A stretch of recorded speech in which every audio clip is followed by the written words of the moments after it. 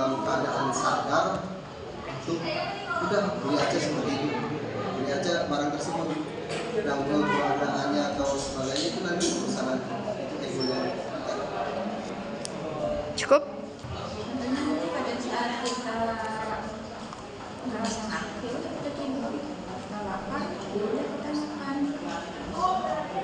Atau kalau misalnya kita ingin melakukan sesuatu, misalnya kayak di video tentang artikel kita kan ada di situ tentang judi online. Itu kan judi online itu dalam keadaan misalnya kita atau Suruh jangan berisik.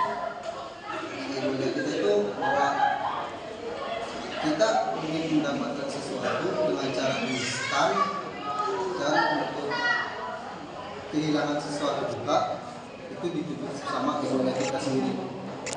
Yuk. Itu keadaan itu Jadi itu dipengaruhi yang biologis. dipengaruhi oleh nafsu sama keinginan. Jadi ini tuh yang biasa paling dominan oleh manusia gitu. Seperti misalkan kita mau ke alfabet itu hanya melihat stasiun bicara kita, sedangkan kita tidak memperhatikan kita mau beli apa atau kebutuhan apa gitu. Jadi itu yang berarti keinginan kita, hawa kita ataupun insting kita ini. Tambahin nggak? Kalau itu kan berarti keadaan biologis, ketidaksadaran. Ya berarti itu hanya keinginan. Jadi gimana ya? Kayak kita punya keinginan tapi gimana ya? Bukan berarti Tidak memperhatikan kebutuhan kita. jadi keinginannya tuh lebih tinggi gitu. Enggak hanya ingin, bukan psikologis atau kerangka moral yang dapat beroperasi. Contohnya bisa membedakan baik dan buruknya.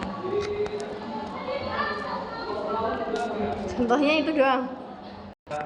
Ada sadar, terus di bawah sadar sama antara keduanya sadar atau tidak sadar. Yang paling dominan itu di mana? Yang paling Menurut dominan Sigmund? Menurut Sigmund itu dalam ketidaksadaran. Alam bawah sadar. Itu jawaban. Oke, good. Ayo, contohkan. Contohnya itu pada usia di bawah 3 tahun biasanya anak-anak itu sering egonya itu apa ya gameplay Ya pengen apa deh? Apa kayak gitu, sob. biasanya pengen mainan, kalau nggak mainan ya makanan yang belum dia coba, mainan yang baru Itu bentuk idenya. Ya, bentuk idenya pengen itu. Egonya. egonya itu dia memaksa orang tuanya untuk membelikan itu, atau dia itu akan berhenti makan atau berhenti sekolah atau berhenti apa. Kalau nggak dituruti, apa itu responnya? Kalau nggak dituruti nanti anak tersebut ya akan ngambek, kalau enggak ya marah. Ngambek dalam bahasa toddler namanya apa? Yang punya anak-anak tahu. Tahu ya, Bu ya? Yuk dibantu, Bu. Ya, tantrum. Apa yang harus dilakukan ketika anak tantrum, Bu?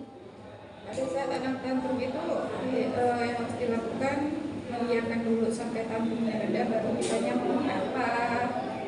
Setelah itu kalau memang permintaannya tidak bisa diterima, ya sudah kita kasih pengertian. Ini biasanya tantrum lagi. Ini namanya siapa? Ahmad Fauzan. Silakan Ahmad sama Bu Harni keluar. Tangan, jawab, Neng. Dapat memberi Nggak tahu. karakter yang baik dalam karena makhluk sosial. Maksudnya gimana itu? Saya nggak tahu. Memberikan apa ya, contoh yang baik dalam pendidikan kan. Iya. Nggak nyambung. Nggak ngerti nih bahasa kalimatnya gimana. Yuk, siapa yang mau coba? Yuk, coba yuk. Ayo Rangga. Coba tolong diimajinasikan, dianalisis. Itu kan wajib ada di artikel kalian. Apa manfaatnya?